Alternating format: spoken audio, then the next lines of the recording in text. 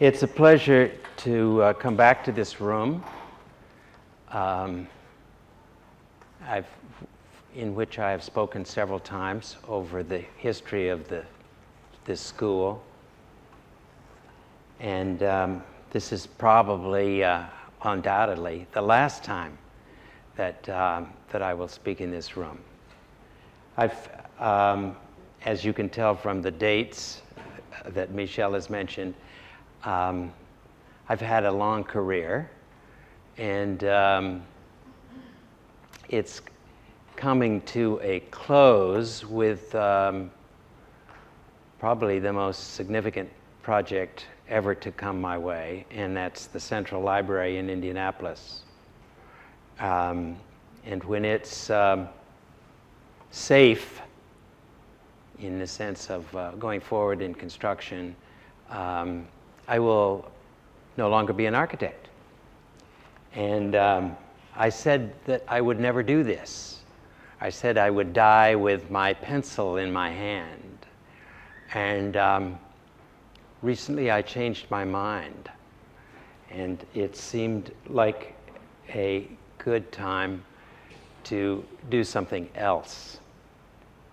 So I'm in that sort of mellow frame of mind of looking back at a career of independent practice that actually started in New Canaan, Connecticut in 1954. And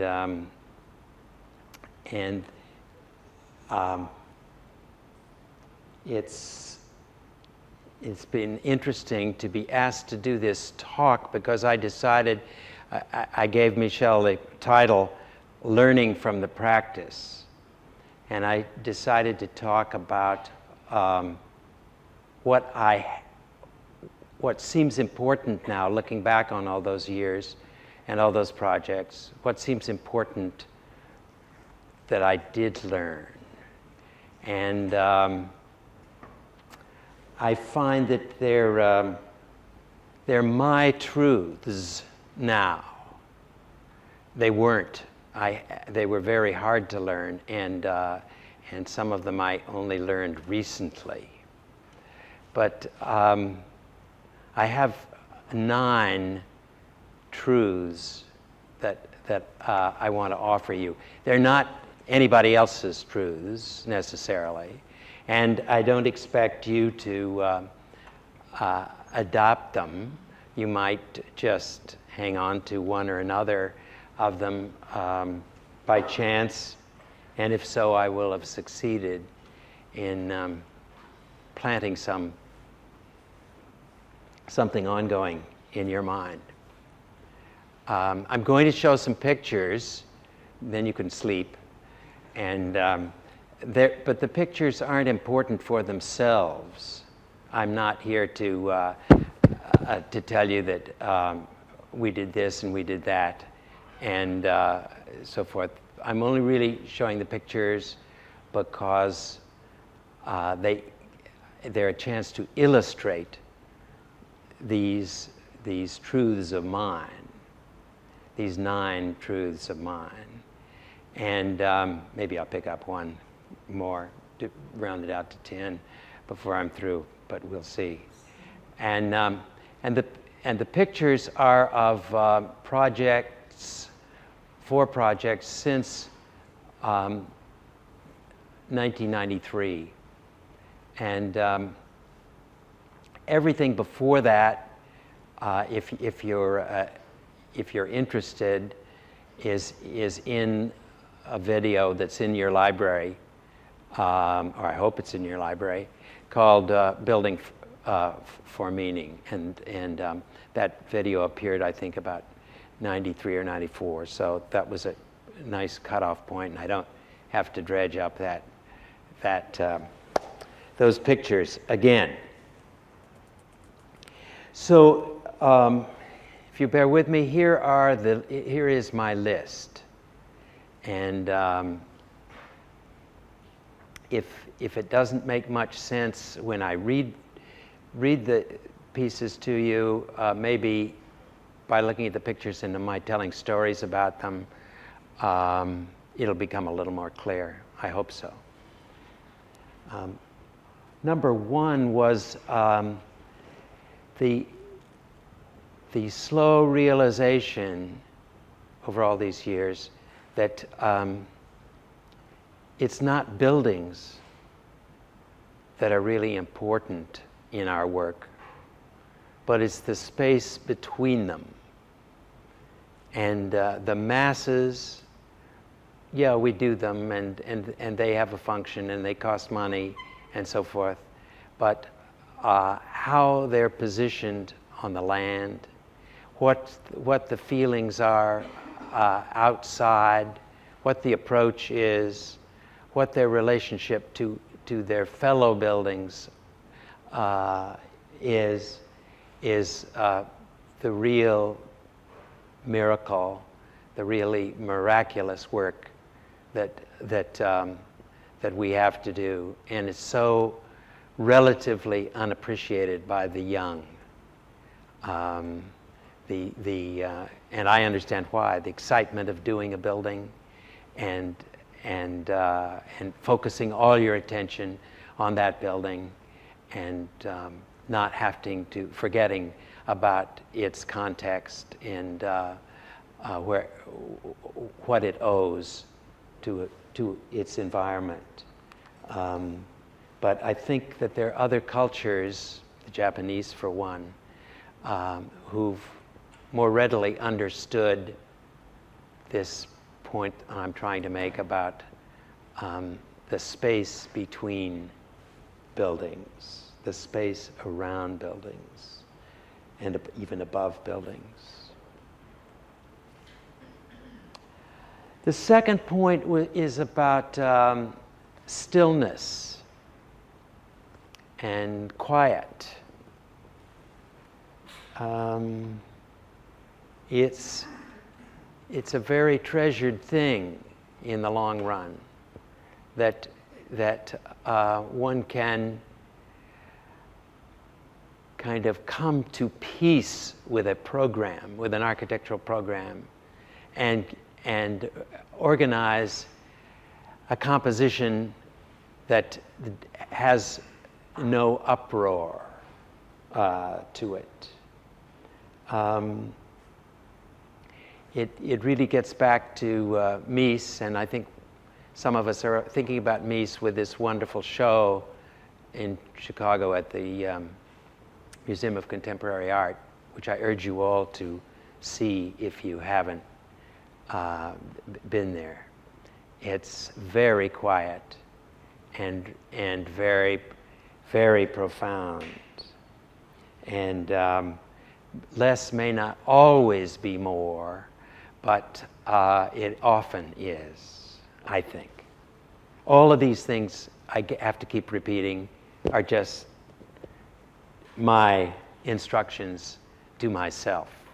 And I would like you to feel you're overhearing me talk to myself, not to preach to you, not to give you a commencement address, go out in the world and do these things, because you may do some better things. I don't know. My third point is constantly remembering, bringing to the fore connection, and how important it is in this world where we all separate ourselves from each other and from our origins. I think connection is a kind of law of life now for me, because I was unconnected for a very long time, and I thought I could do unconnected buildings. And in that sense, I'm talking about a word you hear a lot, and you've heard a lot since you became interested in architecture, and that's context. And I hope it never goes out of style. And I'm talking about the obligation that I think we have as architects to to listen and incorporate the background of where our buildings will go. And there are so many judgments and possibilities that it's dangerous to make rules about how context is produced. The preservationists aren't worried about that danger. They make rules about how you respect context, and of course I find them absurdly conservative. And I think that that there are other ways, many ways, to do it without always being literal. But in the end, the buildings that are, my conviction is the buildings that will be most loved are the buildings that work in their environment because they hold hands with the buildings around them. Just the same way, just the same analogy with the people that are most loved are really not the Howard Roarks necessarily, or the Frank Lloyd Wrights in terms of their personal magnetism, but the people who've connected, who've gathered together with other people. So just as in human relations, it seems to me that our architecture has to do that, and it's not going to always get published on the front cover of the magazine for doing that, because we still have this terrific culture of heroism in architecture. But I'm rather bored with that path, and I was brought up in it in school and in my reading, and it was very hard to shake it.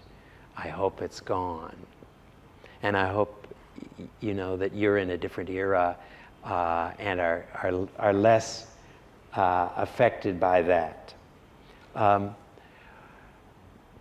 Certainly, observing the context doesn't always mean doing something in the same style as the adjacent building. It sometimes means taking proportions. It sometimes means just taking materials. It sometimes means a foil is needed to make a good context. The very absence of a balancing element that's different is the thing that's needed to complete a respectful context. But ignoring the context is not likely to produce that alchemy that glues everything together. I'm thinking of Bob Venturi's book that is so influential, Complexity and Contradiction, and not too many people speak about it today, but it was certainly part of my early generation. And looking back on that, I think that it foreshadowed a danger in designing of creating complexity that didn't always exist. If it existed, great, nourish it. But complexity for complexity's sake, or contradiction, when the contradiction could be resolved in a quiet way, that's for me. My fourth truth was really one of the hardest of all, and that was learning not to compare myself with others. And you know, I feel that a lot of us as architects pigeonhole ourselves. Are we as good as X? Are we rising above Y? What is our hierarchy? Are we among the 100 or among the 40?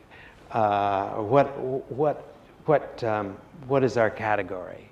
And how idiotic that is to waste any energy on that sort of thing. When the older we get, the more we realize that we're totally unique.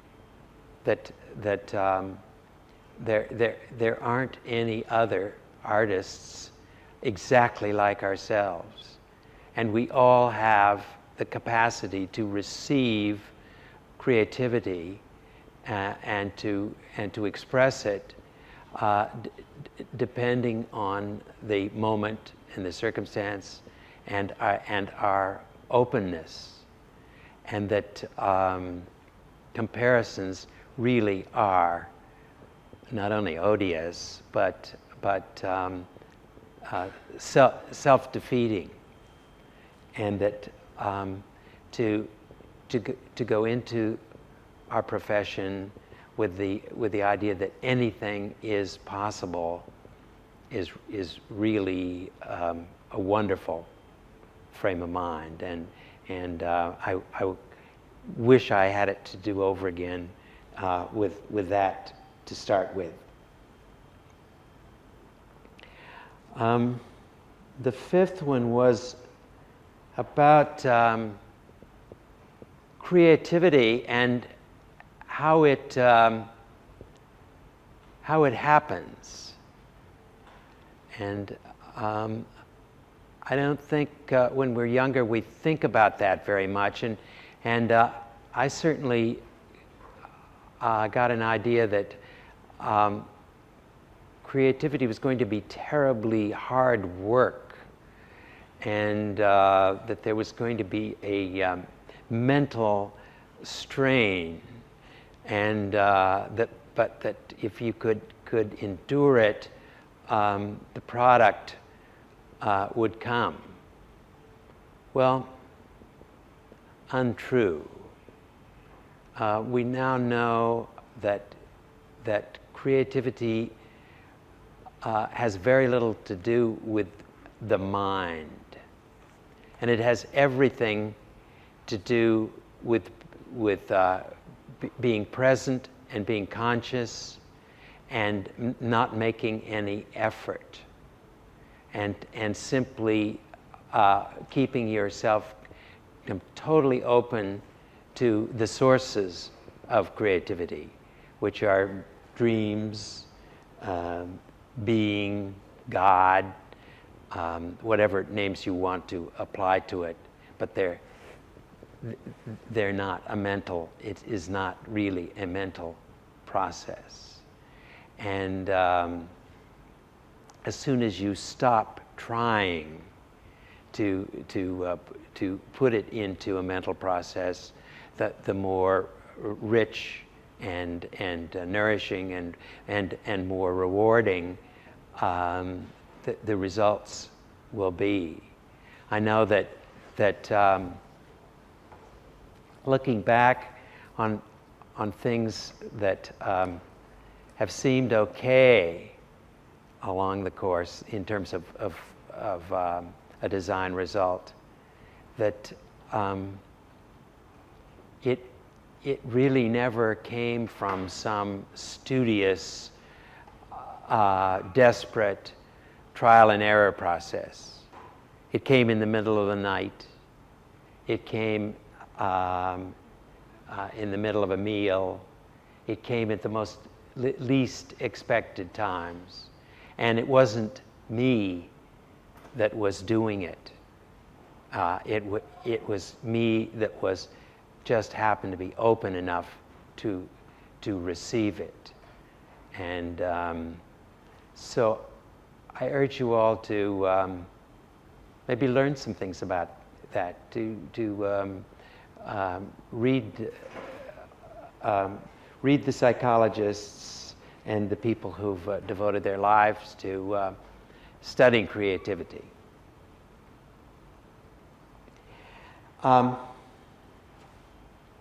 Then number 6 is all of these are so inextricably related in my mind that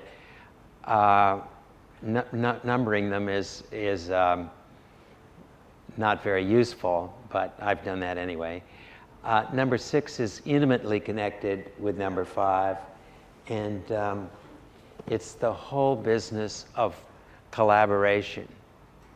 If there was ever an art that lent itself to collaboration, it's architecture.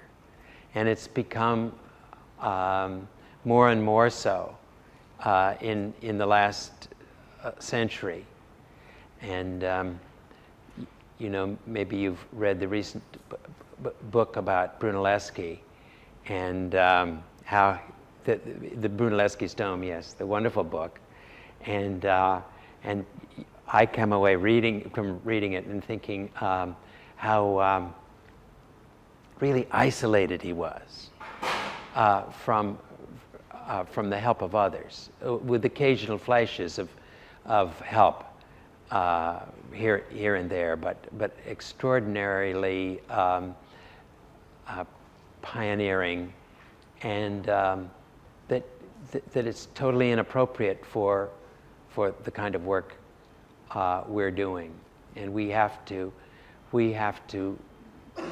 be in constant touch with a range of expertise, a range of talent, and a range of personalities that we need to rely on, and we need to use in evolving the very essence and core of a design.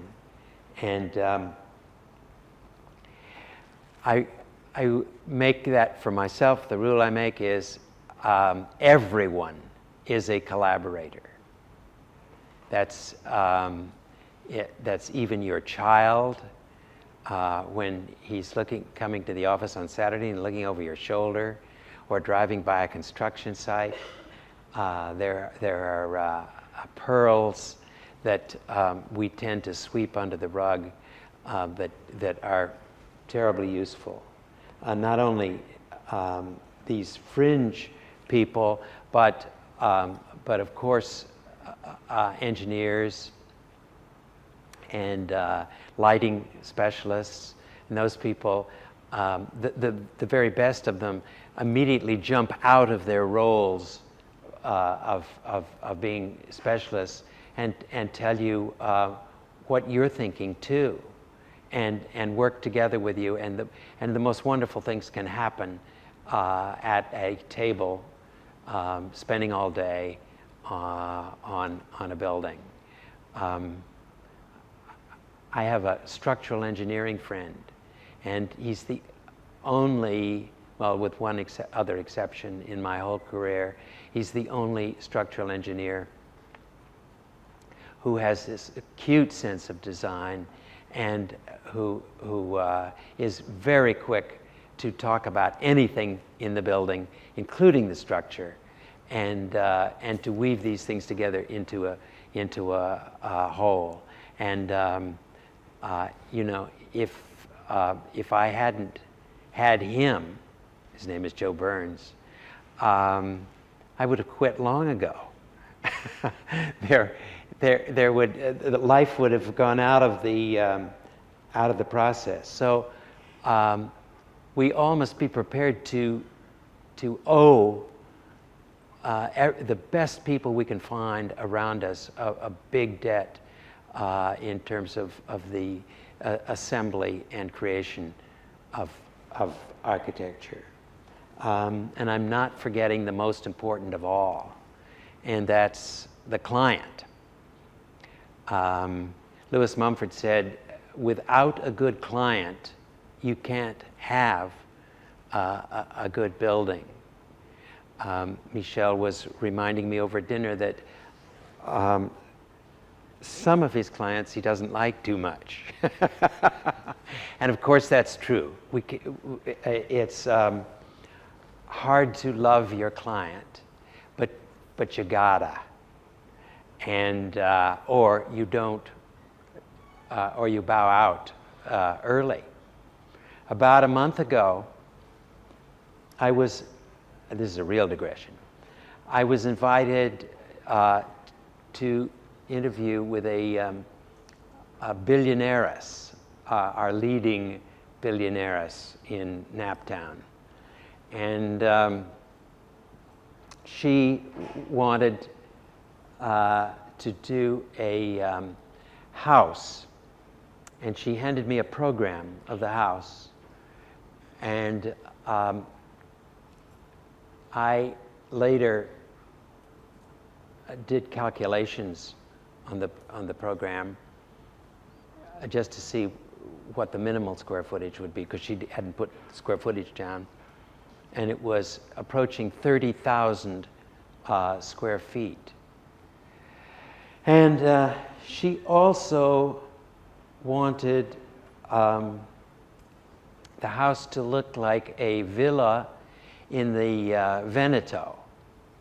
And she had some various Xerox copies of villas on the Brenta that she had cruised by and liked. And couldn't I just wrap this into a 30,000 square foot house? She'd also bought 180 prime acres on the Michigan Road, very close to Butler in the Art Museum, and somewhat subject to flooding, but there again, the Veneto is also subject to flooding, so that maybe is appropriate. And to complicate things, I liked her a lot. I had heard her speak before in large groups, but I had never really sat down next to her before. And I thought she was just neat. And apparently she didn't think I was too bad either. And so here was a problem. What was I going to do with this thing? I mean, terribly tempting to prolong one's change of life, to do this great house, and at the same time total revulsion at the thought of anybody wanting a house this big, and total disdain for trying to recreate a Palladian villa in the cornfields of Indiana. So we had a second. She told her contractor to sign me up, and he was moving in very fast and proffering contracts and so forth. And I was getting really kind of ill, and so I asked for a second meeting with her, in which I actually held her hand and said, I don't think I fit your needs, and I'm going to suggest to you that you seek a professor at Notre Dame. His name is Duncan Stroik, and he is one of the foremost scholars of Palladio, and he might be able to help you. Oh, and the real coup de grace was I gave her the film Building for Meaning, and she said quite genuinely, "Oh, I loved it, and I have so much respect for you." And she said, and every building in the picture was too modern, modernistical, she said, which I presume is a derogatory word. It's not one you hear very often. And modernistical. And I thought, I thought, well, that confirms my decision that we cannot go forward. Well, this is just a very long-winded story to tell you. Not every opportunity in the world is for you, and no matter how juicy the budget or even how charming the client is, you have to be willing to pass things by. And I sure as anything did not know that when I was your age. And I couldn't have been convinced by anybody that anything like that might happen to me. Because there were cases, I must sadly admit, where I should have smiled and said no much earlier, and didn't. I think you get a sixth sense of what job is for you and what job is for someone else, and it's really a great pleasure to be even able to propose to someone else. And Duncan Stroik called me and said, "Thank you. I've gotten this call," and I'm rushing down to Indianapolis, and he said, "We don't usually do houses this big." And I thought, no, you don't. Moving right along to the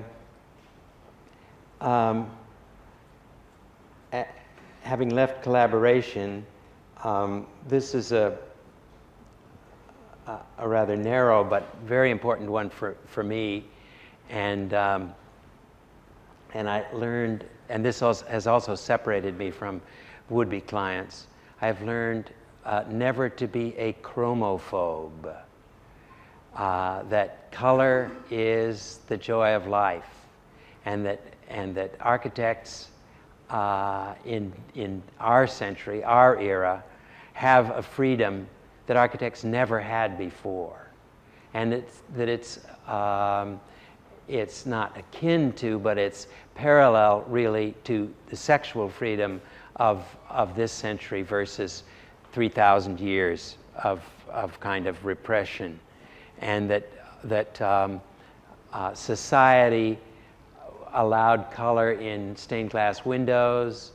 It allowed color in very tropical countries, but they were kind of the exception, and I don't know a lot about this, but there is certainly a deep-seated fear of color in the hearts of a great many people, the subconscious of a great many people, and free myself of that. I learned that fairly early, and got into a lot of trouble. But I don't mind, and I look back and think that's what I would do again, anytime. And 8 was going to be the hardest for you to even contemplate, and that's don't try to control the outcome of the projects that you get into. You can't really, and you'll alienate people doing it, and it's really far better. And this is maybe the last lesson to learn after a decades of mistakes of wishing to control, wanting and trying to control outcomes. Just be in the moment, be with your collaborators, be with your client, float along, and of course hope that that things will be good, but realize that anything's can possibly happen, and be steeled and calmed for it. Steeled isn't really a very good word for that.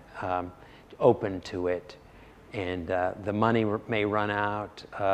The client may die.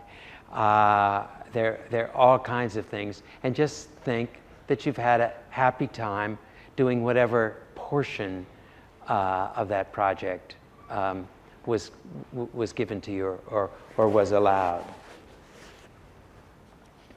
And you'll be glad to know I'm at the end, the number 9.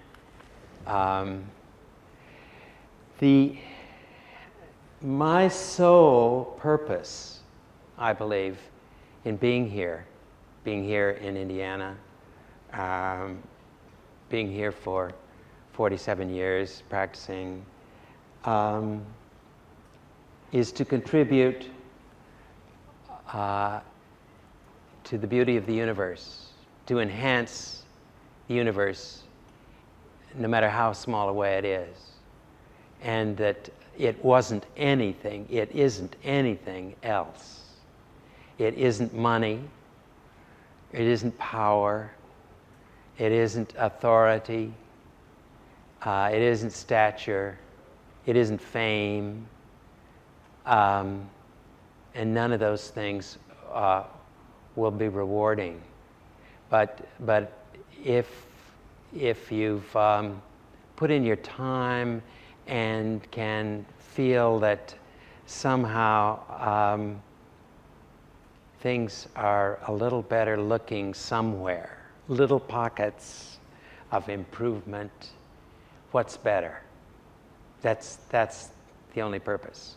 So here are the slides, and I'll try to go through them. They're just 4 projects, and I'll try to allude to some of the points I've made if I haven't gone on too far. This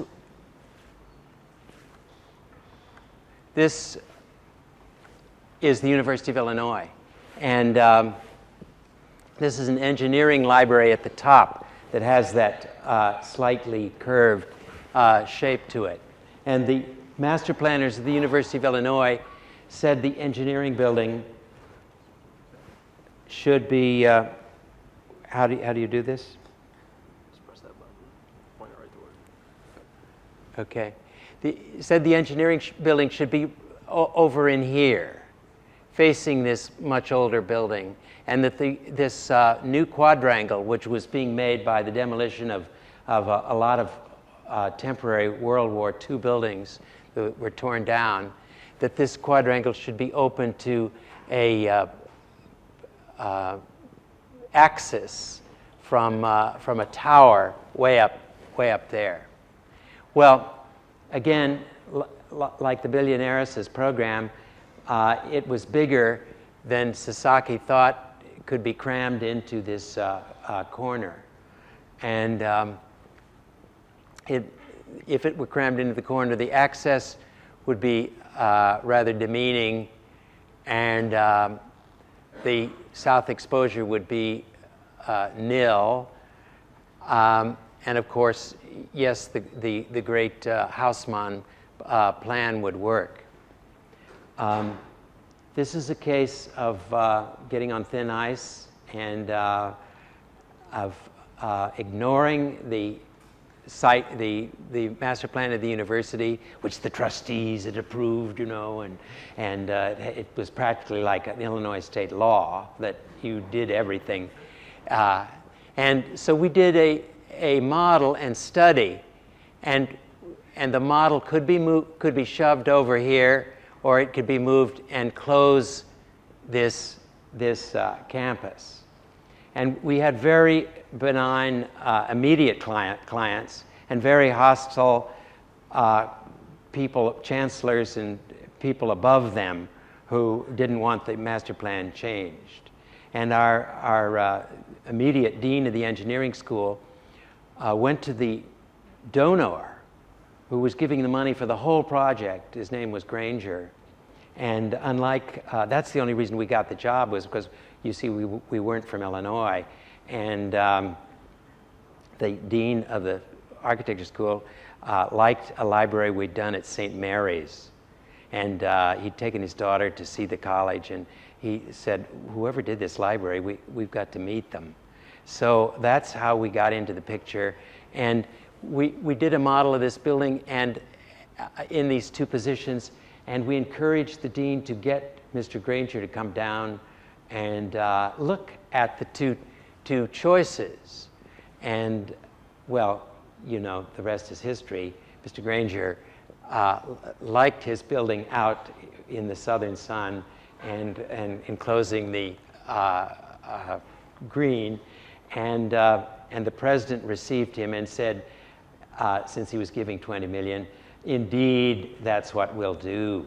We're so pleased to have your viewpoint on this, and we will follow it. And the rest of the hierarchy of the university, of course, hate me to this day because we violated the plan. And I don't know what, you know, posterity will have to decide whether the plan was right or whether Mr. Granger was right.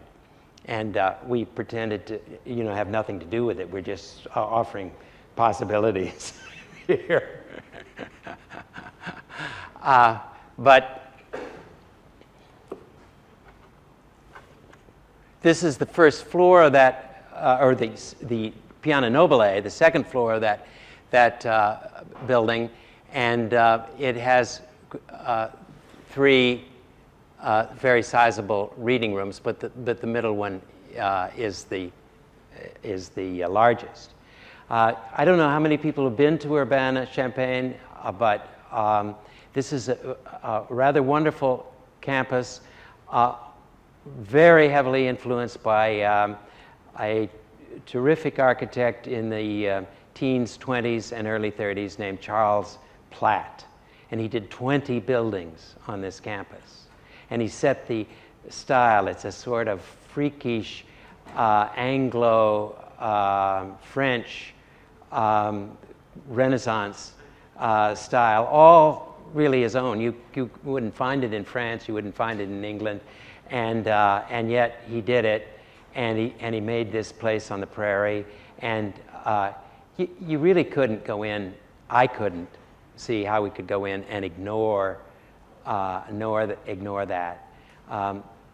We were, rather than doing a signature building that could have been parachuted any place, we were intent on doing a building that had a real relationship to Platt, and yet could serve as a modern library. Platt had done the main library of the university. This is, by the way, the third largest academic library in the U.S., just behind Harvard and Yale. And this is the reading room, and it's also an homage to Platt, but with big changes. Platt's reading room is a single one, very long, and totally rectangular. And this was a chance to take Mr. Granger at his word and really embrace the South Quadrangle. And so the building bends in with the space in front of it. And again, as I mentioned, I think that creating this quadrangle, which wasn't just our idea, we aided and abetted it, is much more important than the building itself. And the quad is a place to go, and the building is just one of the four sides to that building, and not necessarily any better than the other four sides, which are at different ages. This is one of the side reading rooms, and this is the attic, an attic space that looks out south over the whole campus. And again, everything is Platt blown up. That is to say, much larger than life, much bigger scale, and in a way is a way of saying we liked it, but what we're trying to show you that we're not copying it. We're appreciating it at the distance of a different scale. Then several years later, about 97 or so, rather remarkably, we were after several deaths on the upper administration, we were called back to do another another library, and by the people who liked Granger, and this had a very different site and different site problems. This is what's known as the military axis in Urbana, and it was stopped by a very dull building here, and this is the agricultural campus, and there's a beautiful Platt building here and a less beautiful Philip Schwager building here, but okay, and then Helmut Jahn here, very handsome building, and then some quite old late 19th century buildings here, forming a real knot around the site with the only opening being this military axis. And so we were entreated to think about a building that was a lantern, a ending point for the axis, and also omnifacial, so that it could stand beside all these other buildings without insulting them, so that it seemed to be taking part in the other buildings. So not remarkably, I guess, we came upon the shape of a polygon with a central well for the library. And this shows it facing its main axis, and then this is the building complete. We were able to stretch Charles Platt's influence further than Granger. I mean, by having done Granger, we instilled some trust, and we were able to do windows that pulled a little bit further away from the Anglo-French Renaissance, quite a bit further away, in fact. And this is the central well of that building, and it of course, Granger had no great central several-story well. It just had huge reading rooms. And this was a way, in a much smaller library and a specialized library, to give you a sense of where the whole library was when you first came in, what was in store for you.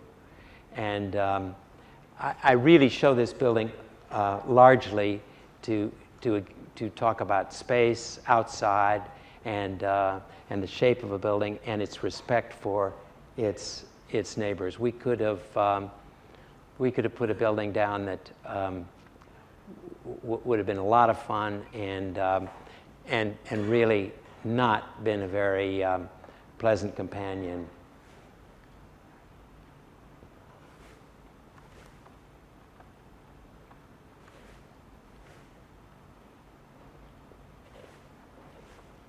This is a typical periphery of the octagon, and now we're moving to sudden move to the cold, windswept land of northern central Michigan. This is Central Michigan University, and we were given the opportunity to renovate an existing 1960 library and double the size of the library with new construction. A really hard problem, I think, and on a campus that had no Charles Platt, had no nothing. And we produced a new new building that was clearly an addition, made no bones about being different from its parent, and yet related to earlier circular influences on the campus, so that there is this sort of sinuous quality in this core neighborhood of the campus, and that's what I mean by context, not necessarily literal context, because none of these buildings individually were things that you could copy or imitate, but you could take a theme and make it feel a part of the place. This is what have I lost? My battery or something? Okay. I don't think anybody's having trouble hearing me without it, but I'll continue to use it. This gives me the chance to tell a story about collaboration. This is the old building, and this is the new building. And the new building needed by code, needed a staircase, a fire stair inside the building. And this had a generous number of fire stairs, but not situated so that it served the new building. And we played with lots of solutions of towers that stood beside the half circle, and none of them really could hold their own. They were sort of dinky, and the circle was so powerful that we were just flapping around and trying everything. And the newest person in our office, I'm sorry to say he was not from Ball State. He was from University of Kentucky, who sat there listening to all this, got up and drew a staircase that wrapped around the building and descended. And everybody knew, there was just sort of a hush in the room, and everybody knew that's what we ought to do. So it's just one of hundreds and thousands of examples through my life of the key coming from an unexpected place, and being able to recognize immediately that it's a vital contribution to the whole situation. And this is the juncture of the old building to the new. This line is the line between the old building on that side, the new building on this side. And we actually went in with a carving knife and cut out these half-circle openings in the old building to create a central space, to create the kind of identity that the agricultural library had in terms of instant recognition of the whole environment of the library, and also to be perfectly frank on the inside as well as the outside of where the dividing line was between old and new. I'm going to the dedication of this building on Thursday and Friday, a sort of two-day event. And they've been probably the dearest and happiest clients that I've ever worked with. All of them. I mean, a whole committee of 12 people. And I can't wait to see them. I haven't seen them a lot through the construction, and I just can't wait to see them again. And I look back on my life, and I think really, my clients have been my best friends, and I wish I had recognized them as that earlier. This is the new part of the library in the curve, and with, of course, as much comfortable seating as possible. These clients weren't chromophobes, but they were definitely, they'd seen our other work, and they were definitely scared by the yellow staircases of Granger and the deep green of the reading rooms and things like that. So because we liked them so much, we tried to soften things a bit.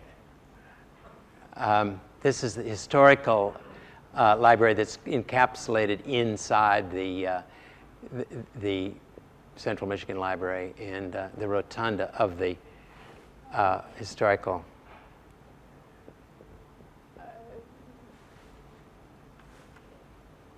And finally, hoping to let you out of here quickly, is the Central Library in Indianapolis.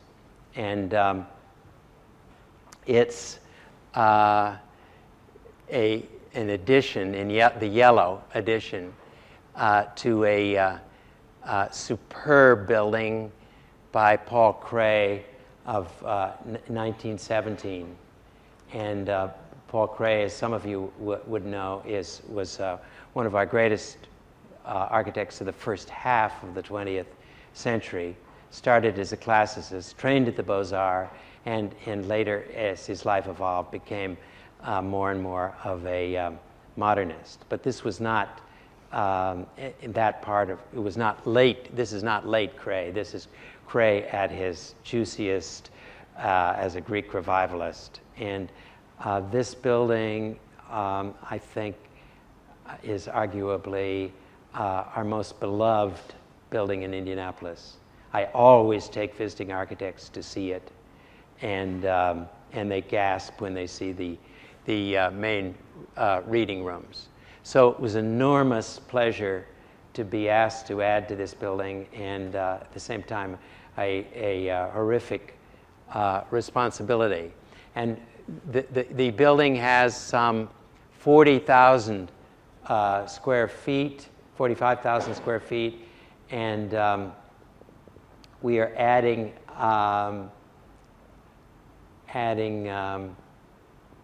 some 200,000 square feet to that, the program. So you see, to be a contextualist in this situation means you can't blow Cray up literally to this kind of a scale. You have to stand back and be so respectful that you're not even imitating Cray, we thought, after studying the whole thing. So the old building, and we hope the glass atrium would be as quiet as possible. This gets back to, everything about this job gets back to being quiet and not asserting ourselves, and thinking about what's already a great success, not dimming that success. So the stacks, which were never meant to be public, are to be removed from the back of the Cray building, a glass atrium with a glass roof and with actually net walls here and here. Net walls are a new innovation that you maybe read about and seen in Raphael Vignoli's Philadelphia theaters, and in a building that's under construction in Chicago. There are walls that are entirely held in place by cables and walls of glass, and there are no muttons and mullions, so you have the greatest transparency. And we only justified this expense because we wanted to see right through between the new and the old. And this is a section, And this is the atrium, and these are not massive vaults. They're steel arches forming a kind of forest in the atrium to avoid a huge truss, overhanging truss that would have been the other alternative. And this is the tower.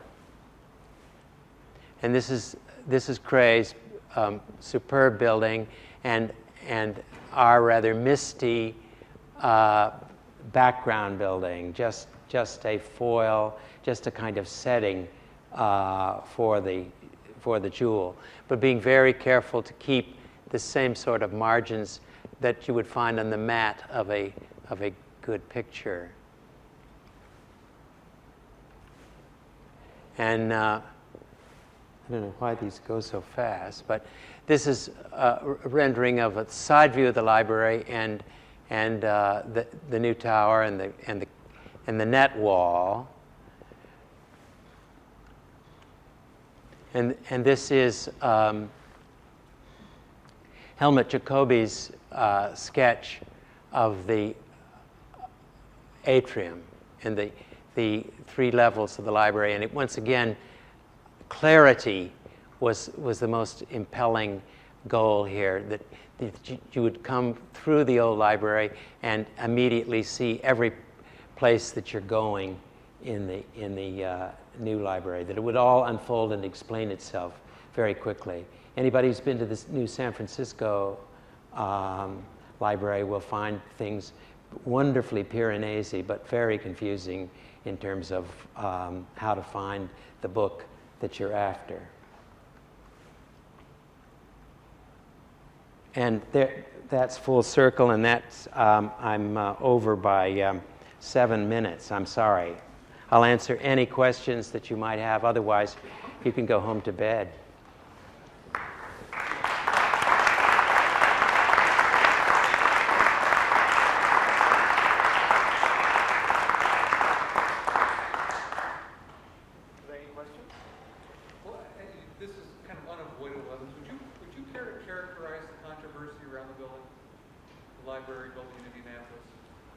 Oh, sure. Oh, yes. Yes, I'm happy to. I was afraid Jim Glass was going to be here, so I wasn't going to make it a regular part of my talk. Jim, are you here anywhere?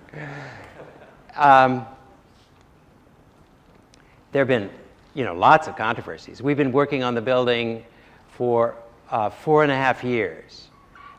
It will be finished for New Year's Eve in the year 2005. I mean, how long? Oh Lord. And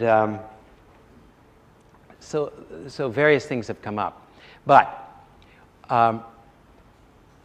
the library came to us very open about how we would put this enormous amount of square footage, new square footage, on the site. And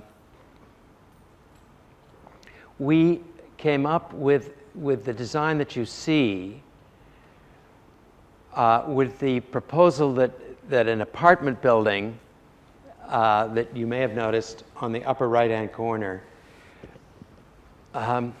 should be moved across the street and saved, but freeing the whole block for the new library.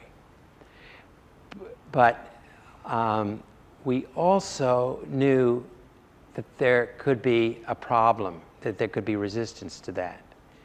So the footprint of the new building did not actually invade the site of the apartment house that was to be moved. And there was a distance of, at the apex, the building is curved, the apartment house is rectangular, but where they're closest together, it was 37 feet. And we urged the library to go forward with the idea that the building be moved. And the library adopted that course. And then the neighborhood immediately surrounding one corner of the library, the St. Joseph neighborhood, decided that, or a few leaders of that neighborhood decided that they didn't want the building moved. They really didn't want the library to expand either. And, but it was a little hard to be against that. You know, that's like sort of being against motherhood. And, but they would say privately to you, you know, we really like it the way it is, and please don't mess with it. And we like that building where it is. And everybody talked until they were blue in the face about how the building was going to survive and how it would have an even better address. It would have one side on Meridian Street, and how the library would be able to breathe, how the library was the natural culmination of all these parks that I showed you in the going from the Circle North, and the library has the power of eminent domain, and they didn't want to use it, but they had that power. And if worst came to worst, they could buy the building, buy the space by eminent domain across the street, and they could buy the building and they could move it, and that would be that. The controversy got to be so heated, and there were many people who wanted the building moved. And the interesting thing was that there were probably many more people who wanted the building moved, but they didn't live in St. Joseph neighborhood. So they couldn't command the spokespeople of St. Joseph. So it became a neighborhood versus sort of the whole city's interest. And the director of the library waded in quite late in the process. He hadn't had anything to do with these people. He'd delegated that to somebody else. And then he fired that somebody else, and he waded into the process. And he made what can be viewed by some people, including myself, as a great tactical error. He beat on his breast in a meeting with these people and said, I will never use eminent domain. The library will never use eminent domain. And they just loved hearing that. And within 24 hours, they went to the owner of the land across the street, with whom the library had been negotiating for 6 months successfully. And the owner was ready to sell. And they said to him, did you know that the library won't use eminent domain? And the owner said, well, no, I always thought they had that power, and that's one of the reasons I was willing to sell. But if they're not going to use it, I don't think I want to sell.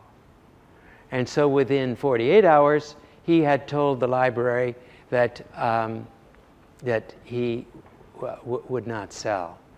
And the library board had 2 members out of 7 members who were opposed to the use of eminent domain for sort of moral, conservative moral reasons.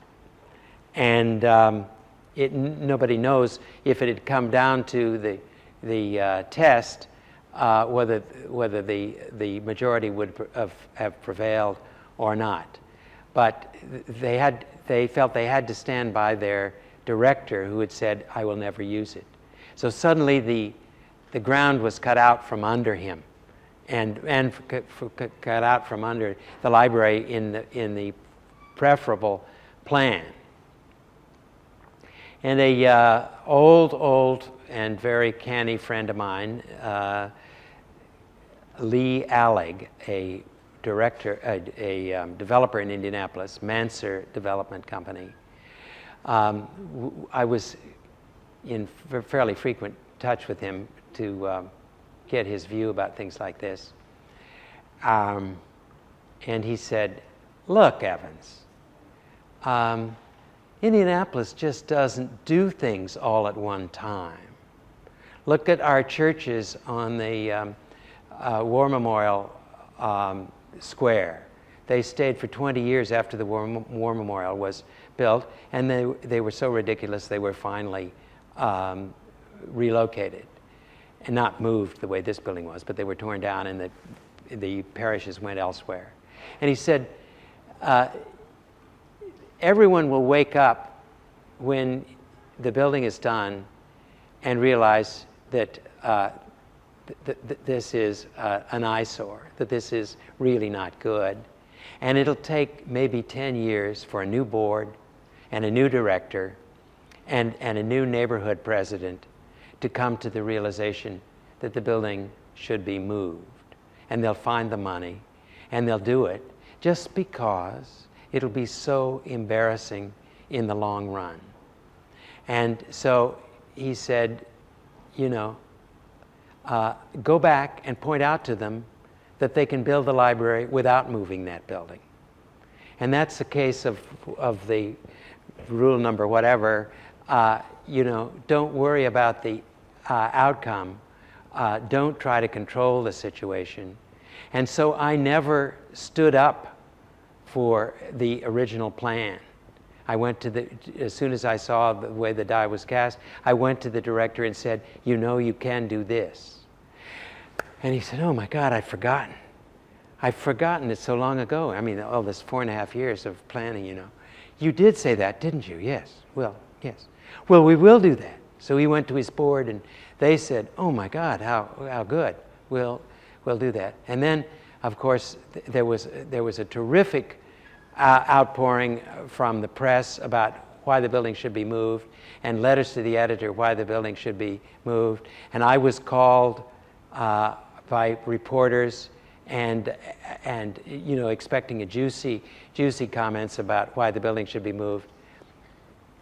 And I just said, oh, I'm just an architect. we do whatever the owner wants.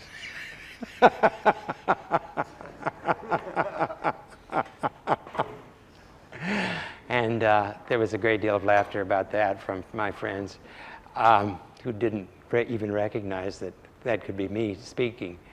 But that's what I did. And of course, it's what I should have done, and what I should have done a lot of other times previous to that, you see. And so, God willing, it'll all come out okay, but we may not be here to see it. But that's what happens when people respect the environment and want to improve it. They can't get it all done in one fell swoop. So that's better, more full, and not a better, but a more talky answer than you expected.